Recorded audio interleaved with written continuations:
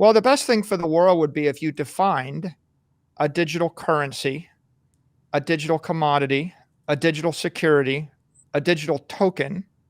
So as people start to get clarity, if they start to understand what Bitcoin is and what a great digital commodity network is, then you're actually going to have 10x more capital flow and then 100x more capital flow. And then the entire crypto ecosystem goes from being $1 trillion thing to $100 trillion thing. In a recent interview, MicroStrategy founder Michael Saylor foresees a substantial transformation in the crypto industry, positioning Bitcoin at the forefront while anticipating a more challenging regulatory environment for other cryptocurrencies. According to Michael Saylor, the upcoming halving, along with the rise in hash rate and other contributing factors, are paving the way for a bullish market that could propel Bitcoin's price to increase by a factor of 10. Saylor highlights that Bitcoin's market share has already grown from 40% to 48% in 2023, which could be attributed to the SEC's enforcement actions and the classification of 68 cryptocurrencies as securities, none of which are based on proof of work. In a noteworthy statement, Michael Saylor highlights the misconception that cryptocurrencies should be considered as currencies. He emphasizes that cryptocurrencies are, in fact, assets and not traditional forms of currency, and referring to them as currencies could potentially provoke governments, leading to regulatory measures aimed at suppressing their competition with established currencies like the US dollar. Saylor observes that regulators lack favoritism towards crypto tokens and have adopted a limited viewpoint regarding the role of crypto exchanges. According to him, regulators believe that these exchanges should primarily focus on facilitating the trading and storage of pure digital commodities such as Bitcoin. In a tweet, he said, "The separation of property and earth is as important as the separation of money and state." Here are a few glimpses from the discussion that we'd like to show you. Before we proceed, make sure to subscribe to the channel and hit the bell icon for more updates. Everybody wants dollars. They're afraid of sometimes there are two things that Bitcoin doesn't have that people in the crypto community claim to have fixed. Bitcoin's not totally private, right? It's a public blockchain, so you can see the transactions on the public blockchain. And Bitcoin is volatile and unpredictable. So if you fix that by creating a stable coin, which is not volatile, and then you move it, and the third is kind of slow, but if you move it fast, if you move it privately, and you move it stable, you just fix the defect, but that makes it highly desirable. And so it's too good because now it competes with the US dollar, and sometimes you don't want to be that good, right? It looks like currency as opposed to property. Right, coming back to this issue, right? Is Bitcoin money? Is it currency? It's not really currency because every time you move Bitcoin, it creates a taxable event. It's not legal tender.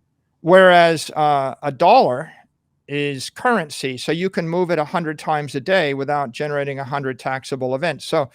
So in this particular case, what I'm getting to is there's not a lot of political support for digital currency right now. A year ago, 2 years ago, it was less clear, but certainly all of the actions over the last 6 months indicate that there's a rejection with prejudice of the idea of digital currency. People talk about Bitcoin as a separation of money from state. That's not the biggest idea. The biggest idea of Bitcoin is separation of property from earth. The big idea is there's $950 trillion worth of wealth. There's $350 trillion worth of real estate property. A lot of the excess capital, what we'll call money, but it becomes capital, has flowed into property. We have monetized stocks, but we've monetized buildings. We've monetized commercial and residential real estate. We've monetized collectibles and art.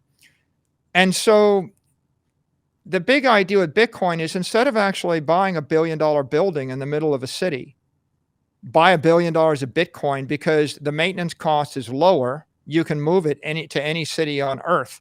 The property tax on the building is clear and is going up, whereas the property tax on Bitcoin is zero and it's probably going down because it's very difficult to tax property in the form of a digital asset, right? It's very easy to tax your building, your warehouse, your house. And you can see that. Despite recent fluctuations in the market, Michael Saylor maintains a strong and optimistic belief in Bitcoin. Despite arguments that alternative cryptocurrencies like Ethereum may offer higher returns, Saylor dismisses such claims, emphasizing the unparalleled potential of Bitcoin. He firmly believes that the broader public is slowly recognizing that Bitcoin is the next Bitcoin. Saylor goes on to predict a tenfold increase in the value of BTC, followed by sustained exponential growth. In his tweet, he mentioned, "Bitcoin is engineered to win the economic war." Saylor delivers an extremely optimistic outlook on Bitcoin, expressing his belief that it will surpass gold in performance and ultimately attract a complete shift of gold investors towards Bitcoin. His argument stems from Bitcoin's digital nature, positioning it as the digital synthetic successor to gold with advantages such as faster appreciation rates, reduced custody costs, and the absence of counterparty risks. He posted a tweet, "Gold can't win. Bitcoin can't lose." Bitcoin has a massive appeal. I mean, there's no reason why it shouldn't go from where it is today, from a $500 billion asset, to demonetize all of gold. I've talked about that before. That takes it up by a factor of 20. But really, most rich people in the world, they don't have their money in gold. Gold doesn't generate yield, right? Gold is a dead rock. Most rich people in the world, wealthy people, they own property. They own city blocks in London. They own warehouses and strip malls and hundreds of thousands of acres, and they own skyscrapers. And why do they own it? Because they have to convert their capital into a property asset, which the government cannot print more of. And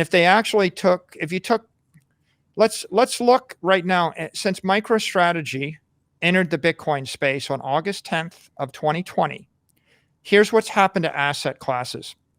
Bitcoin is up 118%. I'm reading off my screen right now, but this is pretty close. The S&P index is up 30%. So Bitcoin has outperformed the S&P by a factor of 4. NASDAQ is up 25%. Gold is down 3.5%. Gold is dead money. It has not gotten any boost. Silver is even worse. It's down 16%. And bonds are a disaster. They're down 19%. MicroStrategy stock is up 131%. We are actually outperforming Bitcoin, right? With all the volatility, regardless of, even though we bought Bitcoin at 60,000, 50,000, 40,000, it doesn't matter. What matters is the world's strongest asset class, as a monetary inflation hedge, the apex property of the human race is Bitcoin in the last 2.5 years. It's Bitcoin the past 5 years, Bitcoin the past 8 years, Bitcoin the past 10 years. And theoretically, I won't drag you through it, but we could spend an hour during which I would explain to you, or I would enumerate the 100 reasons Bitcoin is superior to real estate, superior to equity, superior to gold, superior to silver, superior to credit, superior to corporate debt, sovereign debt, and every derivative idea you have. So if you're an investor and you simply want to make money and you want to do it without waging a battle with regulators, then you buy Bitcoin, because at some point, governments figure it out, institutional investors figure it out, big corporations figure it out. There's an avalanche of money. The liquidity's dried up, and you can't short Bitcoin anymore. Michael Saylor's optimistic predictions for Bitcoin's future and his conviction in its superiority over gold make a compelling argument for the ongoing expansion and acceptance of this cryptocurrency.